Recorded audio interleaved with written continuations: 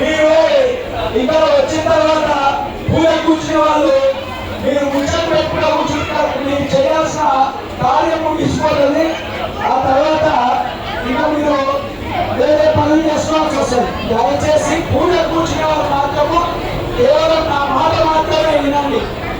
భగవాన్ మాట పెదచైన పెట్టండి.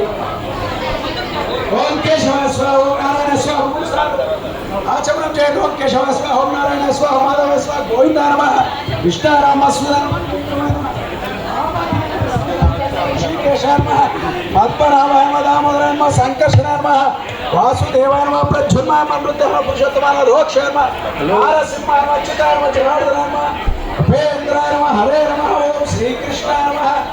అందరు కదా మీరు అక్షంతలు తీసుకొని మగవాళ్ళతో చూసి ఆడవాళ్ళ పక్కన మధ్య చేయకుండా ఓం కృష్ణ పదం శాచ ఏదేశ భూమి